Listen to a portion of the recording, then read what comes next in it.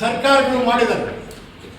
ಆ KIADB ಅಂತ ಅದು ಒಂದು ಸಂಸ್ಥೆ, ಅದು ಉದ್ಯೋಗ ಸಂಸ್ಥೆ ಅಂತಾರೆ. ಕಾರ್ಖಾನೆ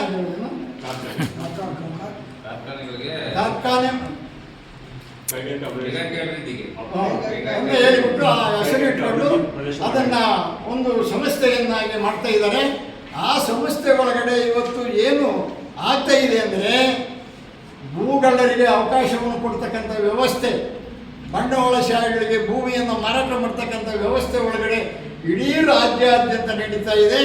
ಆ ಕಾರಣದಿಂದ ಇವತ್ತು ಸುಮಾರು 26 ಜಿಲ್ಲೆಗಳಲ್ಲಿ ಈ ದಂಧೆ ನಡೀತಿದೆ, ಹಗಲು ದರೋಡೆ. ಆ ಕಾರಣದಿಂದ 26 ಜಿಲ್ಲೆ ಒಳಗೂ ಕೂಡ ಹೋರಾಟ ಚಳುವಳಿಗಳನ್ನು ಮಾಡ್ತಾ ಇದ್ದಾರೆ.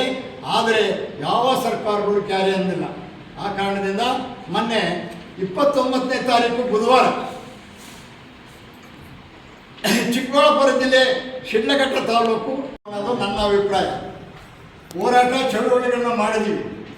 ಇನ್ನು ಮೇಲೆ ನಾವು ಸೈನಿಕರಾಗಬೇಕು. ನಮ್ಮ ಆಸ್ತಿ ನಮ್ಮ ಹಕ್ಕನ್ನು ಉಳಿಸ್ಕೋಬೇಕಂದ್ರೆ ನಾವು ಹೋರಾಟಗಾರರನ್ನು ಬಿಟ್ಟು ಸೈನಿಕರಾಗಬೇಕು. ಸೈನಿಕರಂದ್ರೆ ಏನಪ್ಪ?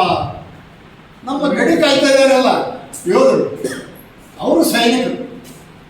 ಯಾರೇ ಬೇರೆ ಬೇರೆ ದೇಶಗಳಿಂದ ಬರ್ತಕ್ಕಂಥವ್ರು ನಮ್ಮ ಭಾರತ ದೇಶದಲ್ಲಿರ್ತಕ್ಕಂಥ ಪ್ರಜಾಪ್ರಭುತ್ವಕ್ಕೆ ಏನಾದರೂ ಧಕ್ಕೆ ಆಗಬಾರ್ದು ಅನ್ನೋ ವಿಚಾರಗಳನ್ನು ಇಟ್ಕೊಂಡು ಹಗಲು ರಾತ್ರಿ ತನ್ನ ಪ್ರಾಣವನ್ನೇ ಒತ್ತೆ ಇಟ್ಟು ಕೆಲಸ ಮಾಡ್ತಾರಲ್ಲ, ಅವರು ಯೋಧರು ಅಂತಾರೆ.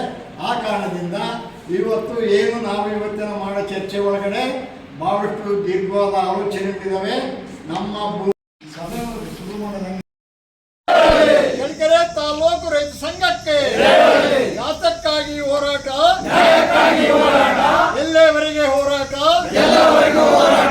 ರೈತ ಹೋರಾಟಕ್ಕೆ ಏನು ರೈತರ ಮೇಲೆ ಒಕ್ಕಲ ಬಿಡಿಸತಕ್ಕಂಥ ರಕ್ಷಣಾ ಇಲಾಖೆ ಪೊಲೀಸರಿಗೆ, ಶಾಂತ ರೀತಿಯಿಂದ ಹೋರಾಟ ಚಳವಳಿಗಳನ್ನು ಮಾಡ್ತಿರ್ತಕ್ಕಂಥ ರೈತರ ಮೇಲೆ ಹಲ್ಲೆ ನಡೆಸಿರ್ತಕ್ಕಂಥ ಪೊಲೀಸ್ ಅಧಿಕಾರಿಗಳಿಗೆ, ಪೊಲೀಸ್ ಅಧಿಕಾರಿಗಳನ್ನು